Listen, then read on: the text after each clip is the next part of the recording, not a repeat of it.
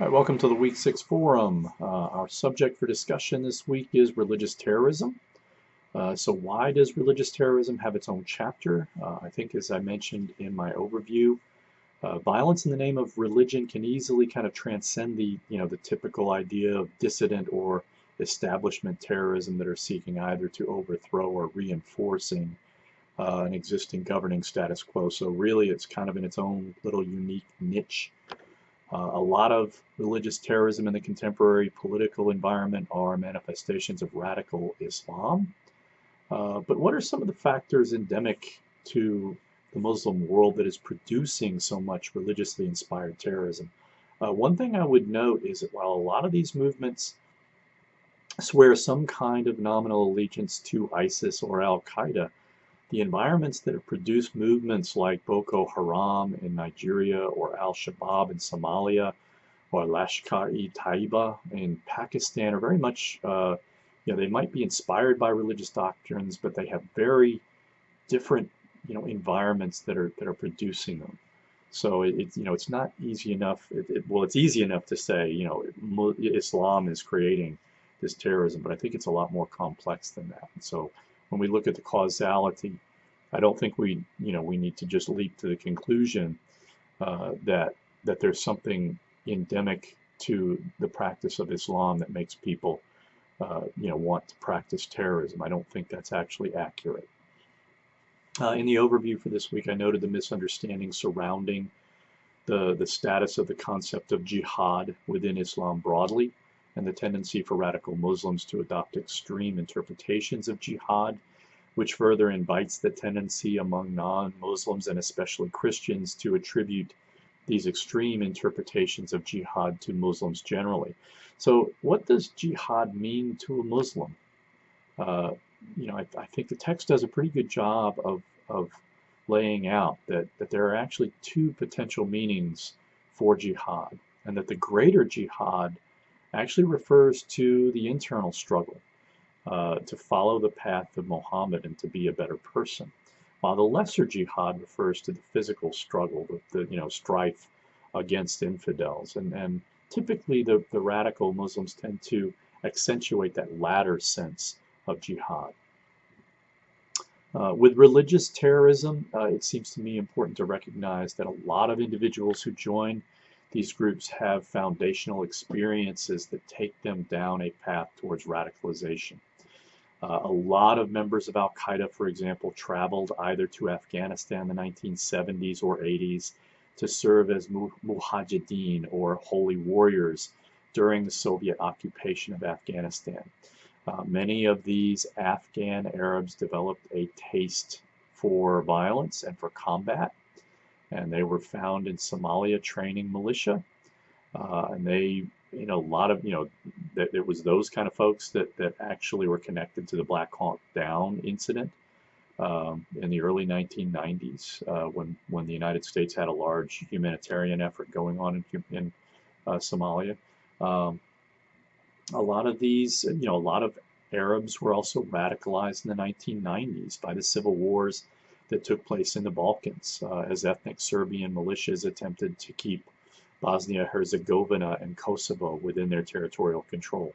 So warfare has often left these radicalized orphans of lost causes to continue their conflict by other means, and a lot of them have returned to their countries of origins and have been a destabilizing force in those countries. Not all Middle Eastern, terrorism is Muslim in nature. The example I think in the text they cite in 1995, an Orthodox Jewish radical assassinated Prime Minister Yitzhak Rabin, who he judged as a traitor for attempting to make peace with the Palestinians. The assassin's name was Yigal Amar, and he claimed that he acted fully within the requirements of halacha, which is the Jewish legal code. When he was asked if he acted alone, he replied it was God. God did it. Now we can ask whether that's actually terrorism or not, but a lot of times this kind of violence, I think is emblematic of deeper problems within a society, and Israel has a radicalization problem too. We tend to think about religious terrorism and other forms of terrorism in strictly modern terms. Um, However, Martin, I think, correctly notes several instances from the ancient world, including the zealot Sicarii in ancient Israel, the Ismaili assassins of medieval Syria, and the depredations that were committed by Christians, during the Crusades, as illustrations of the kind of violence that we would tend to characterize as terrorism. Another group that may have been the longest lived terrorist group was the Thogi cult in India, whose exploits are discussed in the article from the short writing assignment that's due this week. Thugs may have operated for over 500 years in India, with groups of them posing as travelers, insinuating themselves into caravans, winning the trust of those travelers, and then isolating, strangling, and robbing individual members. Thugs worshipped Kali, which is a powerful Hindu deity, and their practice of thogi was viewed as a form of human sacrifice. The British successfully rolled up the Thogi cult in the middle of the 19th century using basically just sound law enforcement practices, except of course in Indiana Jones and Temple of Doom, which is where they were kind of characterized as being around in the 1930s. Recently, there's been some scholarship challenging the existence of such a cult, but if they did exist, a real question could be raised as to whether that kind of religious violence actually was political terrorism, and whether it's really a legitimate topic for this course.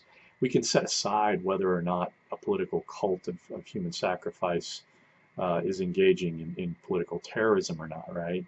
At some level, you have to look at these kinds of issues as a matter of public policy.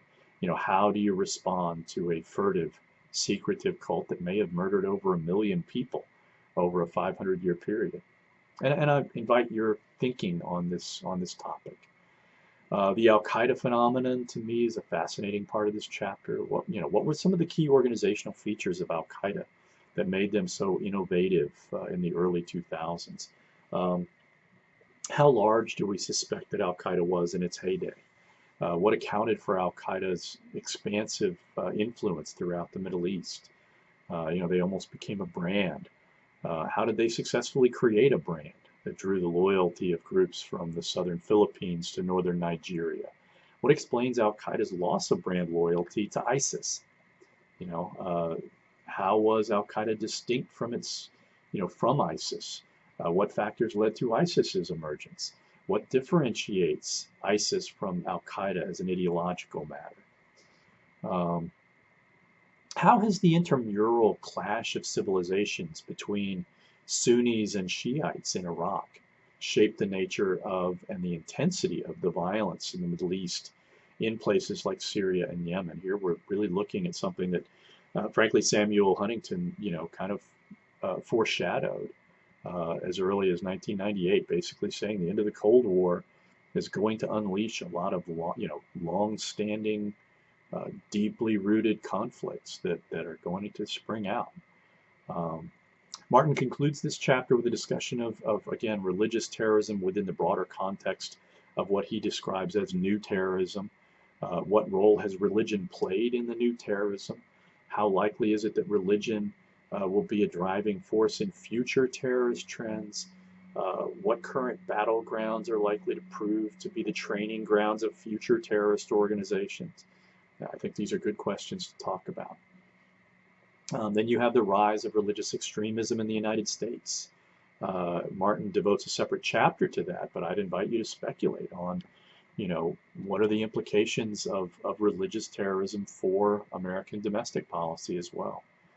All right, hopefully I've given you plenty to discuss. Remember, Martin provides a lot of specific historical cases of religiously inspired terrorism. Let's look for patterns in the history. Okay, and let's have a great week.